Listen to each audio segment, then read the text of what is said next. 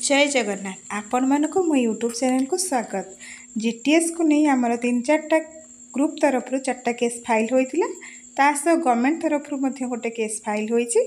तो समस्त case 9/78/2024 against रे आमर एप्रिल 3 तारिख रे प्रथम गोटे केस फाइल होता जोटा कि बुद्धदेव तरफ कर जय मराठी सेनापति मेन पिटिशनर भाव से केस फाइल करते एप्रिल 8 रेजिस्ट्रेशन हो जाइए जार कि केस नंबर 580 थिला 580/2024।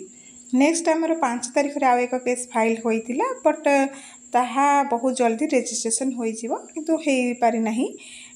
देन 9 रे आमर गवर्नमेंट केस फाइल करथिले जोटा कि 15 रेजिस्ट्रेशन होइतिला एप्रिल 15 रे जार कि केस नंबर 712/2024।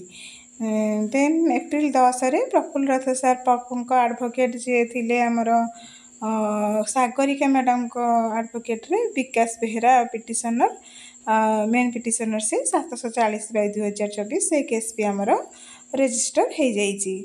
नेक्स्ट आमर एप्रिल 12 रे पमी मैडम को द्वारा पमी रथ मैडम को द्वारा केस फाइल होता जोटी कि आमर सोमनाथ मंडल थिले आमर मेन पिटिशनर सेटा 16 रे रेजिस्ट्रेशन हो जाइए जार केस नंबर था 727/2024।